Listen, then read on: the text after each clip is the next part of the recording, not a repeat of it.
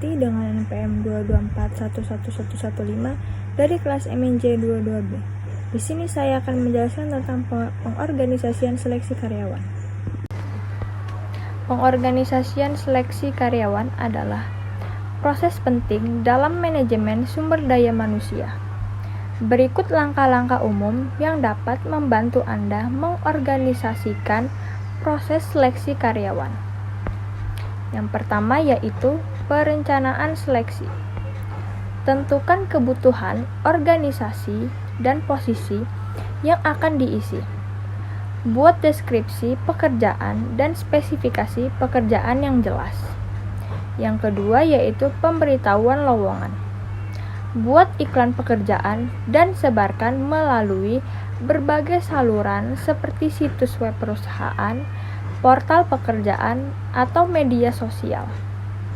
Yang ketiga yaitu pengumpulan lamaran. Terima dan tinjau aplikasi dari calon karyawan. Buat sistem penyaringan untuk memproses lamaran.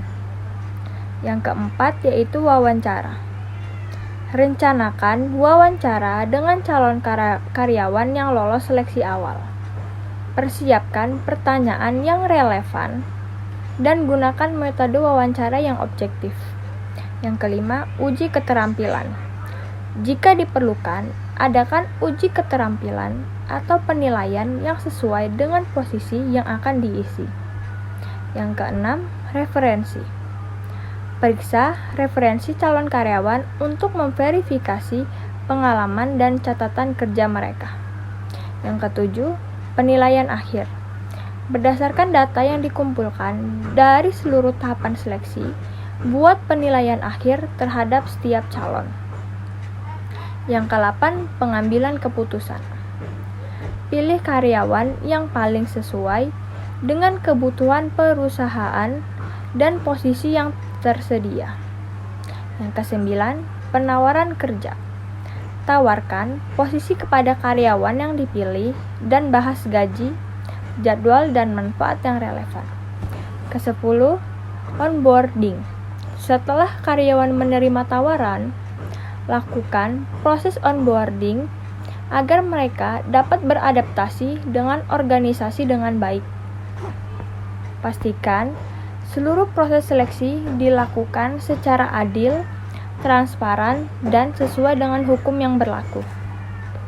Terdapat beberapa jenis wawancara seleksi karyawan yang dapat digunakan dalam proses perekrutan. Beberapa di antaranya yaitu meliputi yang pertama, wawancara terstruktur. Wawancara ini melibatkan daftar pertanyaan yang telah dipersiapkan sebelumnya, dan setiap calon diwawancarai dengan pertanyaan yang sama. Tujuannya adalah untuk memastikan keseragaman dalam penilaian.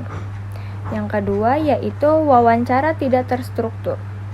Wawancara ini lebih fleksibel, di mana pewawancara tidak memiliki daftar pertanyaan yang telah ditentukan sebelumnya.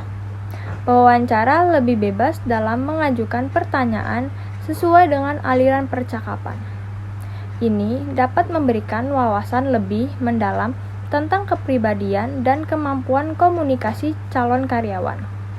Yang ketiga yaitu wawancara panel. Dalam wawancara panel, sejumlah wawancara dari berbagai departemen atau tingkatan dalam perusahaan mewawancarai calon karyawan. Ini dapat memberikan perspektif yang beragam terhadap calon dan mengurangi bias individu. Yang keempat, wawancara kompetensi. Wawancara ini fokus pada penilaian terhadap keterampilan dan kompetensi yang diperlukan untuk pekerjaan tertentu. Calon diminta memberikan contoh konkret dari pengalaman mereka yang relevan dengan kompetensi tersebut. Yang kelima, wawancara situasional. Calon diberi situasi atau masalah hipotesis yang mungkin mereka hadapi dalam pekerjaan dan diminta untuk memberikan respon atau solusi. Tujuannya adalah untuk menilai kemampuan mereka dalam menangani situasi kerja. Yang keenam yaitu wawancara behavioral. Wawancara ini meminta calon untuk berbicara tentang pengalaman masa lalu mereka dalam situasi tertentu. dengan asumsi bahwa perilaku masa lalu dapat memprediksi perilaku di masa depan. Yang ketujuh, wawancara teknis digunakan untuk pekerjaan yang membutuhkan keterampilan teknis khusus seperti pengembang perangkat lunak atau insinyur. Calon akan diuji dalam pemahaman dan kemampuan teknis mereka. Yang ke-8, wawancara telepon atau video. Wawancara ini dilakukan melalui telepon atau video call. Ini sering digunakan sebagai tahap awal seleksi untuk menghemat waktu dan biaya perjalanan. Setiap jenis wawancara memiliki tujuan dan kegunaannya masing-masing, tergantung pada pekerjaan yang akan diisi dan strategi seleksi perusahaan. Pewawancara dapat memilih metode yang paling sesuai untuk mengidentifikasi calon karyawan terbaik. Tahapan wawancara karyawan dapat bervariasi tergantung pada kebijakan dan prosedur perusahaan. Namun, secara umum, berikut adalah tahapan-tahapan yang sering digunakan dalam proses wawancara karyawan. Yang pertama, persiapan. Pewawancara mempersiapkan diri dengan membaca lamaran dan resume calon karyawan, serta merencanakan pertanyaan yang akan diajukan. Yang kedua, selamat datang. Wawancara dimulai dengan sapaan dan salam perkenalan. Pewawancara memperkenalkan diri dan menjelaskan tujuan wawancara. Yang ketiga, pertanyaan awal. Pewawancara biasanya memulai dengan pertanyaan umum seperti, ceritakan tentang diri Anda atau apa yang Anda ketahui tentang perusahaan kami. Yang keempat, pertanyaan kompetensi. Pewawancara mungkin akan mengajukan pertanyaan yang menilai keterampilan dan kompetensi yang relevan untuk pekerjaan, seperti berikan contoh situasi di mana Anda berhasil menyelesaikan tugas dalam tenggat waktu. Yang kelima, pertanyaan situasional. Calon karyawan dapat diminta untuk merespons situasi tertentu yang mungkin mereka hadapi dalam pekerjaan dan bagaimana mereka akan menanganinya. Yang keenam, pertanyaan teknis atau jika relevan. Jika pekerjaan membutuhkan keterampilan teknis seperti pengembang perangkat lunak, calon karyawan mungkin akan diuji dalam pengetahuan teknis dan kemampuan. Yang ketujuh, pertanyaan perilaku. Pewawancara mungkin mengajukan pertanyaan yang menggali perilaku masa lalu calon karyawan sebagai indikator perilaku di masa depan. Yang ke-8, pertanyaan terbuka. Pewawancara memberikan kesempatan kepada calon karyawan untuk mengajukan pertanyaan atau berbicara lebih lanjut tentang diri mereka. Yang ke-9, penutup.